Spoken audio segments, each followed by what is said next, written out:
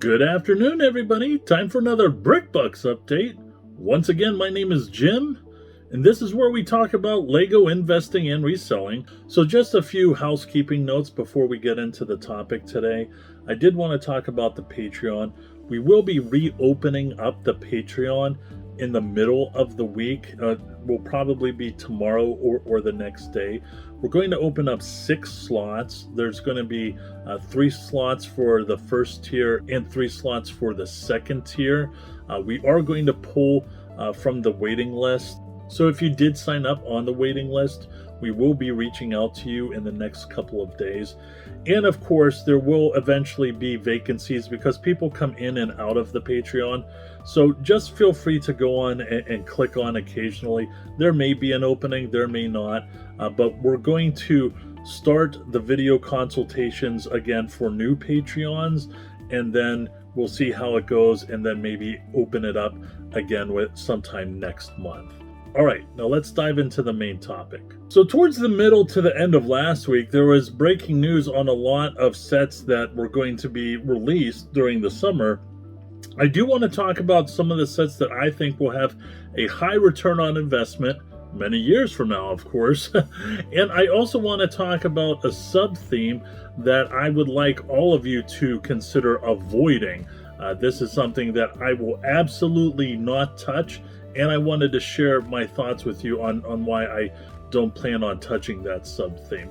But first, we're going to talk about the very exciting Infinity Gauntlet. Now here's the deal, I got a lot of heat when I did my first Marvel video because I'm really not that big of a fan of Marvel.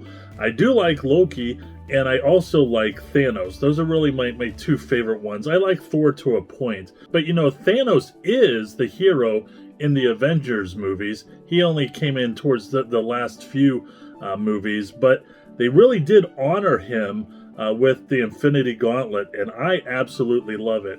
And I really don't want to lump this into the same category as the helmet sets, but it is the same sort of box, right? It is the same sort of format, if you want. And I did get a little bit of heat in the YouTube comments when I mentioned that the Spider-Man helmets would probably perform better than the Star Wars helmets, which is true, by the way. But I really do think that the Infinity Gauntlet will give the Spider-Man helmets a run for its money.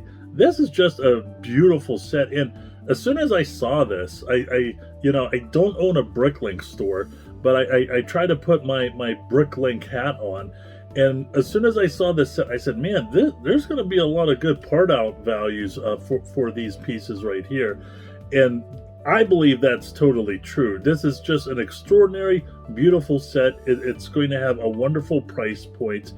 And, you know, this is definitely going to be one of those sets where once it's retired, 3 years into retirement, people are going to be looking at this set and be like, man, can you believe that if I was into Lego a few years earlier, I could have gotten this for retail price?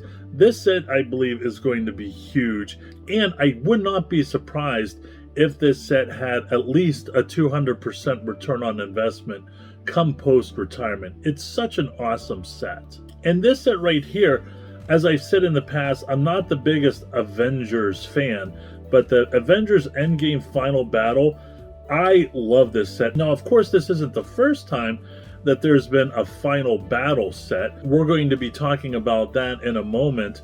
But this set right here, I mean, there's rumors that this set is going to be around $80, which I think is great. You get so much bang for your buck right here. I mean, you get 8 minifigures. Well, actually, you only get 7 minifigures. You do get Ant-Man. He's not necessarily a minifigure. He's kind of a micro figure. But this set is great. Once again, Thanos, the hero of the Avengers movies, is in a final battle. And as everybody knows, he loses this battle to the villains, the Avengers. But I think this set will do great. If we go to the previous set, you'll see that this set still is on sale. I mean, keep that in mind. I really feel bad for the folks that were purchasing quite a few units of this set because they were hoping to score big this upcoming Q4, and they may still very well be. It all depends what's going on with supply issues, but it probably won't be, a few more years, quite a few more years, for them to see some serious return on investment. But when you do go to Camel, and you do take a look at this set, you could see, here it is in Q4. I mean, it did go for almost $130. The lowest the set was sold for was $69.95. And let's say the new set wasn't going to be released, I could see this set probably hit between 170 and 175 this upcoming Q4.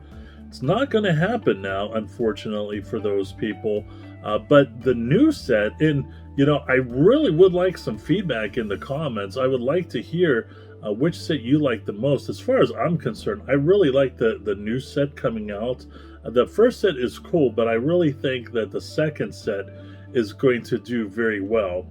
In this set right here, the Iron Man Monger Mayhem set, I'm not sure if I'm doing jumping jacks over this. I would definitely like people to put comments below and see if they like this set or not. I do think it's a cool set, but when it comes to resale value, I'm not sure. And the reason why that is, of course, is when it comes to scalability, the Iron Man minifigure does not make this set to scale. But the cool thing is, this is a set, I mean, I believe this set should have been out years ago, and it is a really cool set, but I just don't know. I think, and this wouldn't be accurate to the movie, of course, but I think it would, if you were going to do a minifig Iron Man, I almost think that you should put in a Iron Man Hulkbuster to kind of make both of them be almost equal in size, but that's not even close to the way that the movie script is. So it's a good idea that they didn't do that, but I think it would be a lot more interesting than having an Iron Man minifigure. And as we're moving away from Marvel, I did want to talk about this Harry Potter set. I mentioned this set in the past, I think maybe a week or two ago, whenever I was doing Harry Potter sets that are coming out. But I really wanted to mention this again. I really like this set. When it comes to value, I really think you get your money's worth in this set right here. It comes with quite a few minifigs, which is such a good value. It comes with that gold minifig and the piece count. I just think it's really, really good. And all of the Harry Potter sets I feel will do well, but I'm starting to like this set more, and it's starting for me to separate itself from the pack. All right, folks, now let's talk about a sub-theme that I want everybody to avoid.